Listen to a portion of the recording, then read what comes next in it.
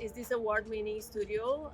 They work with digital solutions. They work a lot with VR and AR, so it was super exciting to have the chance to work with them.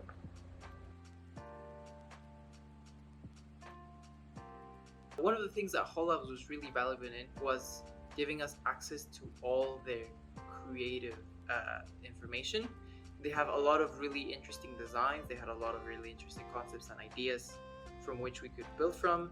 There were these really well-designed plants that we use as a baseline for some of the objects in the game, and of course the creatures themselves, the art style of the creatures were a great inspiration and quite helpful for us in building the project. We had a very good client. HoloLabs were great to work with.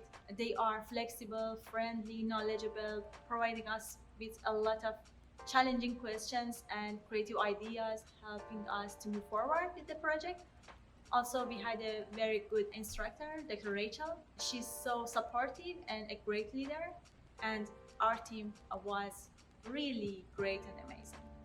Well, Skyhaven is an exploration AR game where you as an agent help the invisible flying creatures in the sky to develop and become better.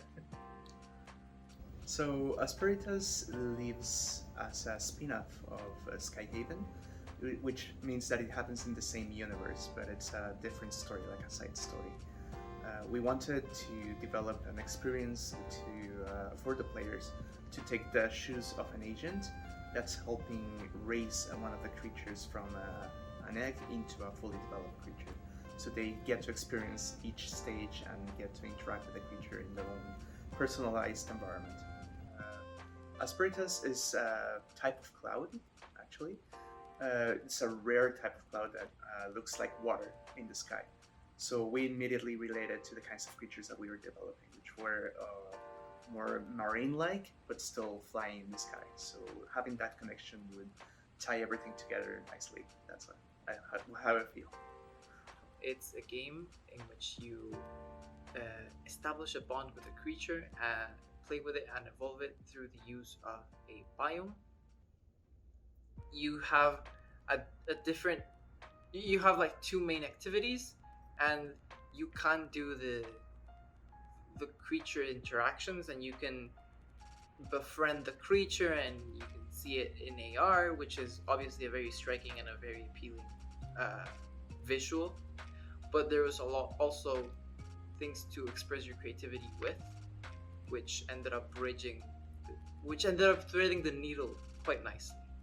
The player gets a lot of creativity in how they want to build their biome. They get a lot of freedom in how they want to place things, and they can shape it based on their real world environment. So if they live in their bedroom, they could place their foundation objects based on the actual play space, and then see their creatures come to life in a place they find comforting to them. What I learned about the challenges of AR is the certain user experiences that players will have, how they perceive depth when they're trying to place their foundation objects and their stackable or non-stackable items that the players will be engaging with, and how they are able to tweak those in real time. Some players want to touch their phone, some players want things to snap, other players want things to just be free-form. And so we had to find a way to combine all these different approaches in a way that made sense for each individual player that plays Asperitas.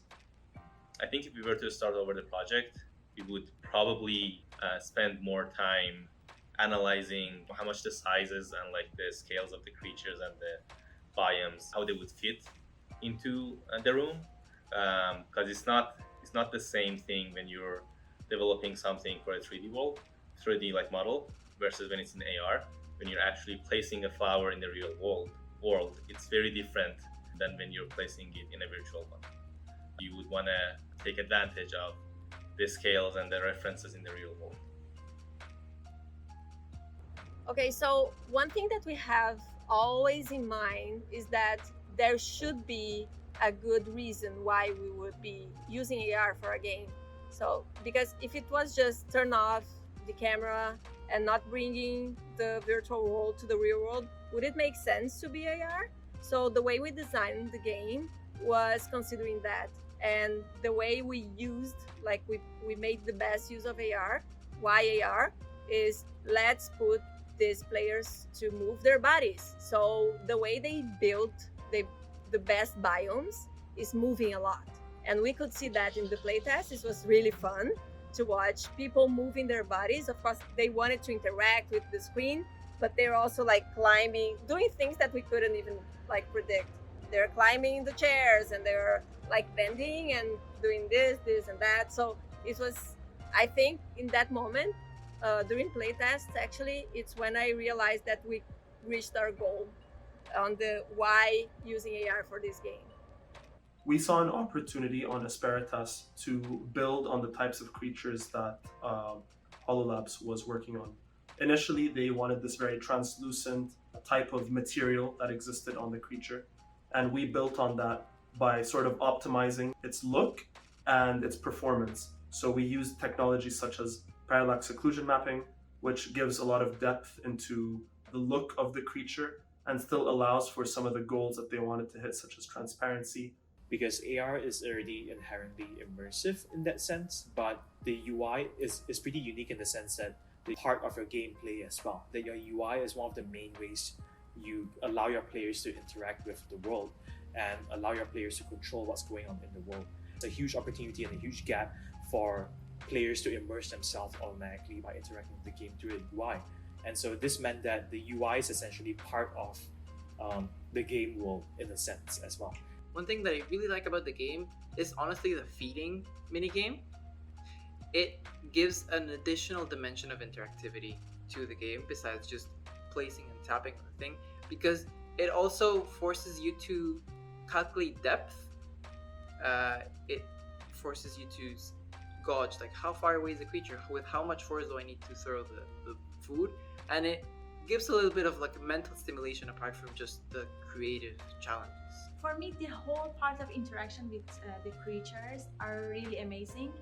Even when we have been working on this project, when it was not ended up yet, thinking about them, having those interactions, it was great, and I feel bonded and connected with them.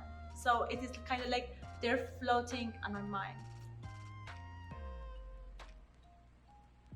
I would say we did a successful completion of the mission, and we are awaiting further instructions.